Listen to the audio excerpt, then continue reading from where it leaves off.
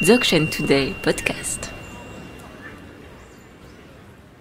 Welcome to Dzogchen Today's podcast. This series of What is Dzogchen dives into the foundation of Dzogchen and presents the richness of its tradition, its history, lineage, past, fruition, and much more. Hi, everybody. Thank you for joining us in this ninth episode of What is Dzogchen? And today we are going to discuss how to practice on the path of Dzogchen. And for that, I'm very happy to welcome Mila Khyentse Rinpoche. Hello. Hello. Damien Brohon. Hello. Hello again. So before starting to dive into the topic, let me introduce you briefly. So Damien Brohon, you are an art teacher, artist, and author. You have also been teaching Buddhism for many years in French-speaking countries in various settings. That's correct. And Mila Khyentse, you are a trained scholar, consultant, and teacher of Dzogchen. You have been traditionally trained in the Himalayas and in Europe, and you're a lineage holder. Yes. So let's dive into the topic of today's podcast. So maybe, Damien, first of all, could you tell us how Dzogchen is practiced and what are its particularities? What are the particularities? Yes, in one word, that would be the view. The view of Dzogchen is the very basis, the foundation of this path, specific and very deep insight on the nature of reality, of phenomena, and of the self. To say it quickly, we can say that emptiness, luminosity, or clarity, luminosity, that every phenomena, every aspect of the self is an expression, a radiance, recognized or not recognized, of this basis. So we can say the particularity of this path is that the fruition is present right from the beginning. That's not just something that you discover finally after a long process. That's the very beginning of the path. So the result is at the beginning of the path. Yes, exactly. Yeah, we say the result is at the base. At the base. Yeah, at the base. Is included in the base, in the beginning, actually. Right, that's the particularity. After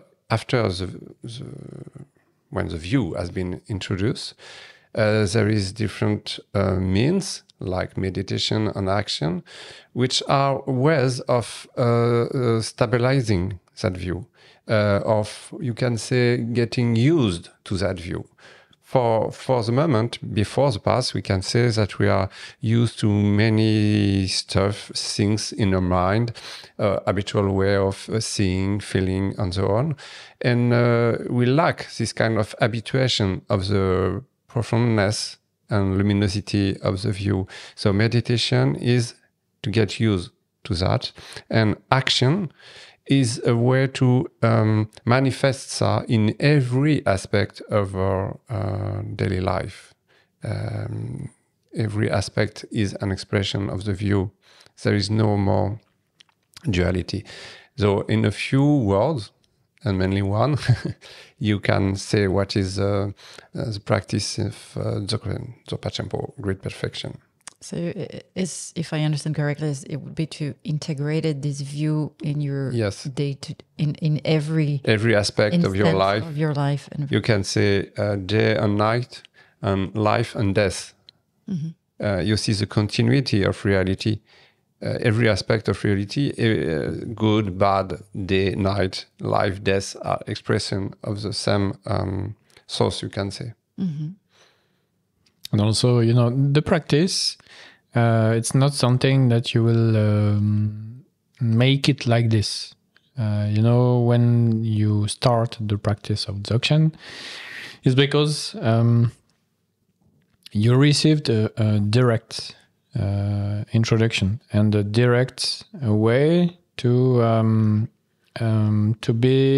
perceiving this clarity and luminosity aspect of your true nature, because the true nature of the mind, which is clarity, luminosity, you have to discover it in yourself, in your own experience. So the practice is is meant to reactualize the introduction of the nature of the mind you receive at the beginning of the path. And when you reactualize that again and again and again, then you just integrate this clarity, luminosity of the nature of your mind. And this is the main path of the Dzogchen practice. So the main path of the Dzogchen practice then needs, first of all, the introduction of the real nature of your mind, which is also the result you will achieve. So the result is beyond all illusion, beyond all suffering for you and all the sentient beings.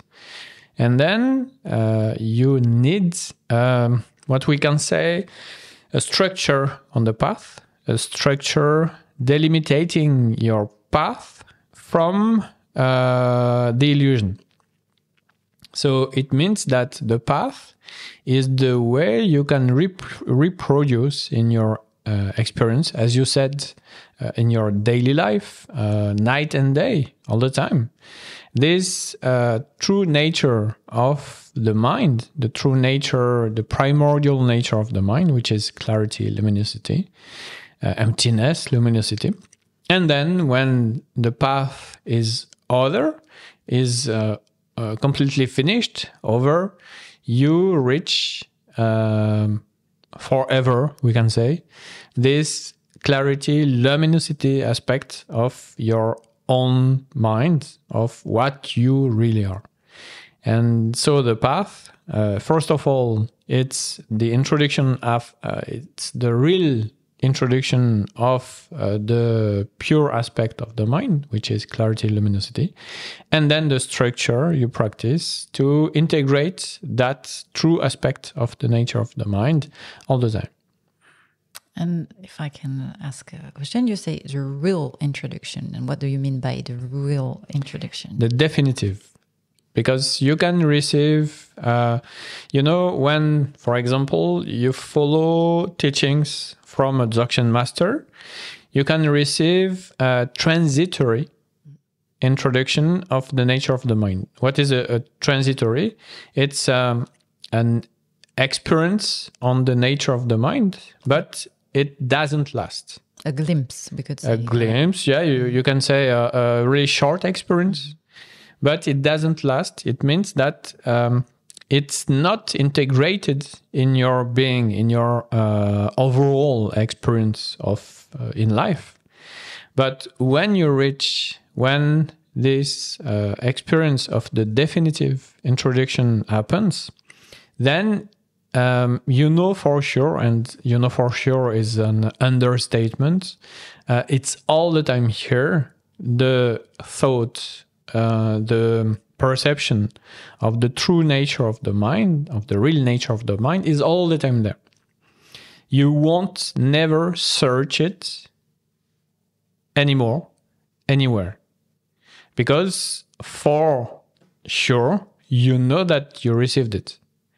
And so after the introduction of the real nature of the mind, then you will train, and this is the main practice in Dzogchen, you will train to reproduce your perception of it every time, all the time.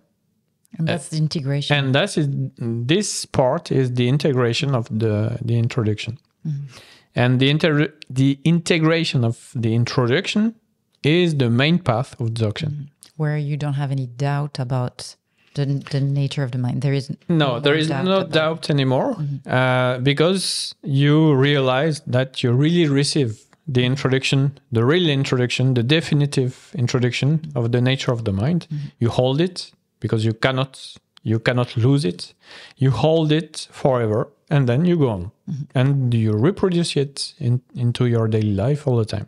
So somehow you need to receive it several times to realize that. Maybe. Or not. Or not. Mm-hmm. It depends. And in the great perfection tradition, it's really clear. It depends on how much you practice that in your past existences. Mm-hmm. And that's it. Okay. Well, thank you for this clear explanation.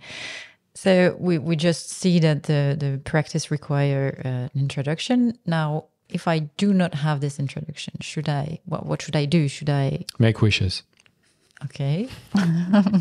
And then is it possible to get prepared for it or not? Yeah, for sure. Yeah. Yes, you can have a preparation if you miss that.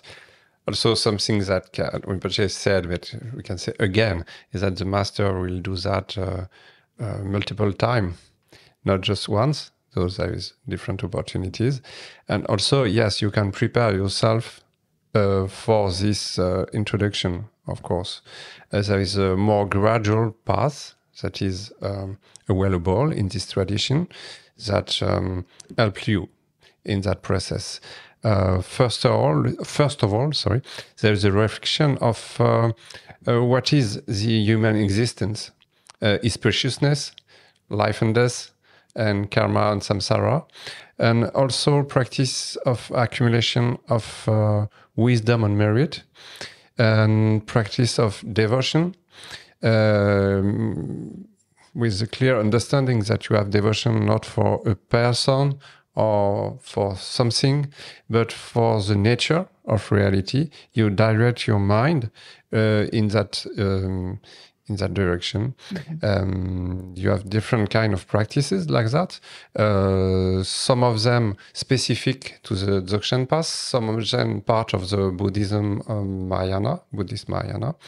And this gradually develop your ability to see directly the nature of mind when it is presented by the master. It's kind of ground preparation. Yes, ground preparation. You go slowly or not so slowly beyond your habitual identification. What can be said also is that knowledge, understanding, is an important part of this path. Even intellectual, to say this gross word, knowledge, to understand what is the specificity of this path. That's what we are trying to do right now, to understand what is made of, to understand our condition. All these teachings are very precious.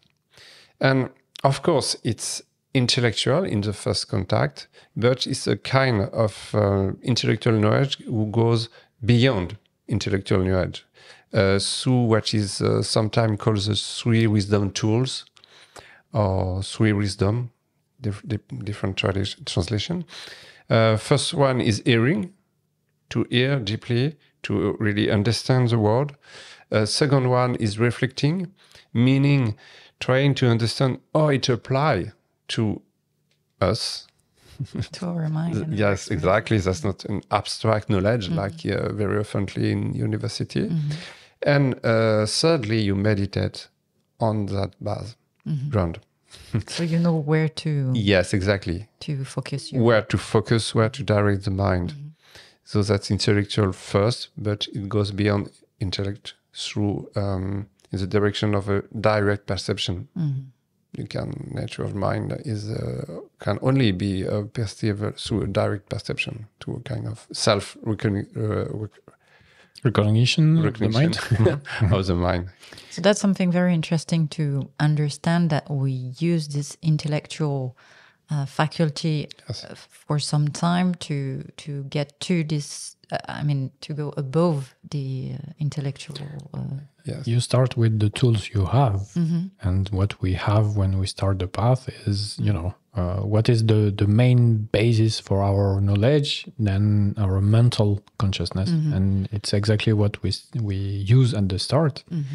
It's what we call the normal knowledge, and then there is the superior knowledge, and the superior knowledge is also the intellectual knowledge, but focusing on all the definitions of the nature of the mind. Our conceptual knowledge of emptiness, our conceptual knowledge of luminosity, clarity, etc., etc. And this superior knowledge, when it's ready, we can say, it will bear the fruits of the what we call wisdom in general, but we can say the primordial knowledge. And the primordial knowledge is the third step, but it cannot develop if the introduction of the nature of the mind is not there.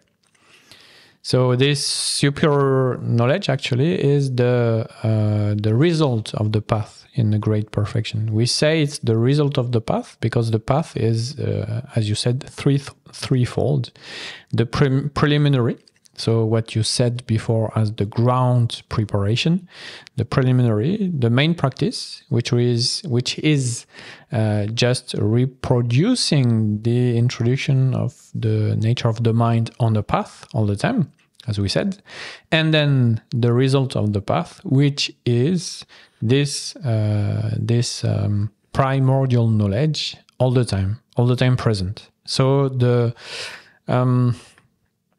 knowledge of the primordial mind, whatever is happening, whatever you do, etc., and also up to the time of death, because the path of Dzogchen is accompanying us to maintain this realization of our true nature up to the end.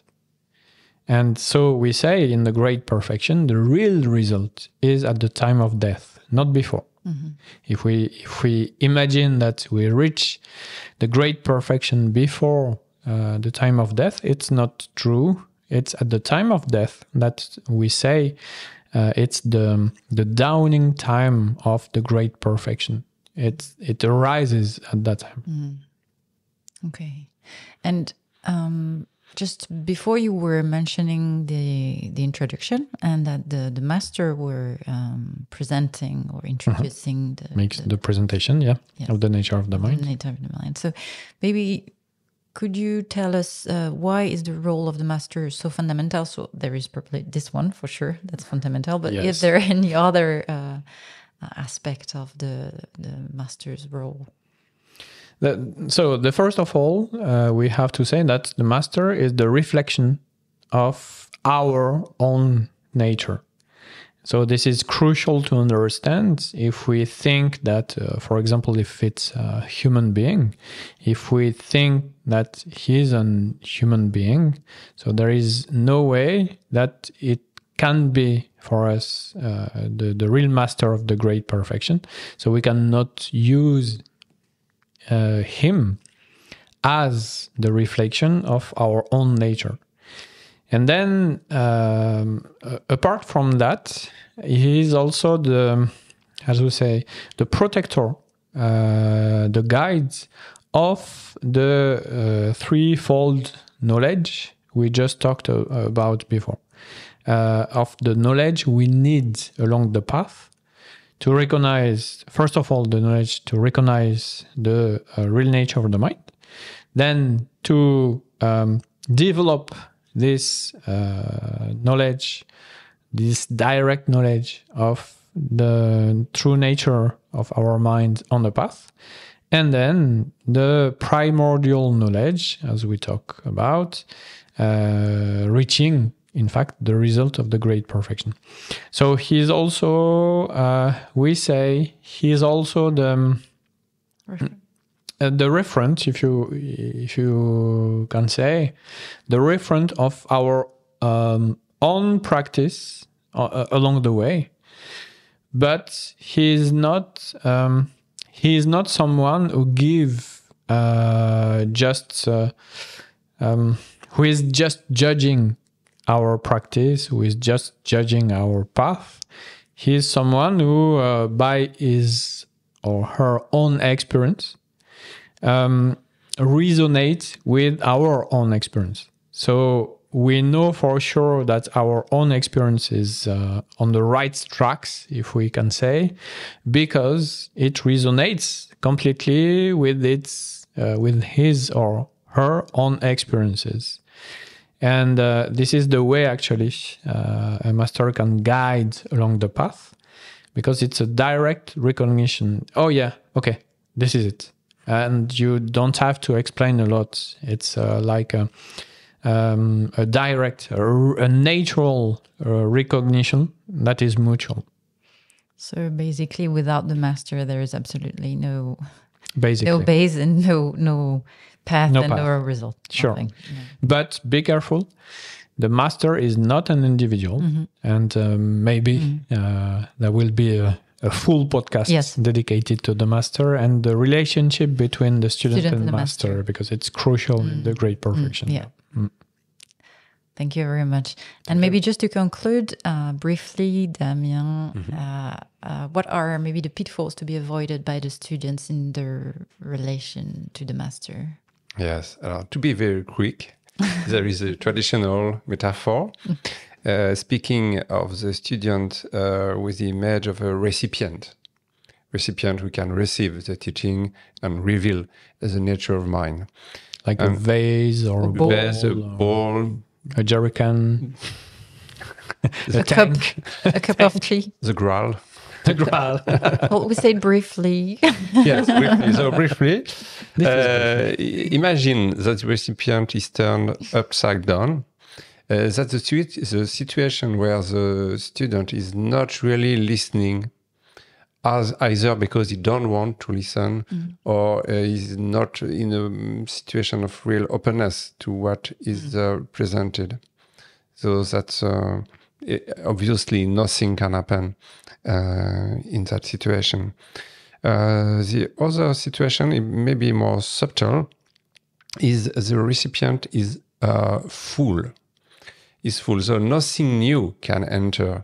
Is full of all idea preconception. In that case, we listen what is said as a confirmation of what we already know. We don't want the master to disturb belief system. So no room for... Yes, no room for new. nothing new, nothing fresh, nothing clear. We already want to be confirmed in what we believe already. Sometimes it's also said that it's full of poison, of the emotion. In which case we are listening and everything is tainted with desire, anger, or ignorance. Ignorance is more tricky because by definition, Especially for knowledge. by definition, you don't see that you are ignorant, that you are not really present. The last one is the recipient is pierced. This has to do with the lack of attention, presence, Drowsiness. Drowsiness. You are here, you are but sleeping. you are sleeping, and you are kind of hearing, but this is dripping from the recipient. I think I know some people like this. Maybe that's a possibility. We have to investigate. And you are mostly sleeping, and after 2 hours of teaching, you don't really know. Don't what, remember anything. You kind of remember you were there, but that's it. Oh yeah, I was there. I was there. For Something sure. happened. It was said something, but why? I don't know. What? Nothing. That's very quick. Of course. We will for sure Yes, go on. dive into that this after. topic Deeper, in the relationship Yes. with the master and student. That was a quick answer. But thank you to introduce it, because then it gives us already a perspective. Exactly. And we want to know more about That's that. crucial. Yes. Yes. So thank you very much to both of you. Thank you. Thank you for Thank you. invitation. And for listeners, stay tuned to our next episode. We are going to discuss the great perfection. Is it a unique path? And so you will know more about that in the next episode. Thank you very much. Thank you. Bye-bye. Thank you. Bye. Bye.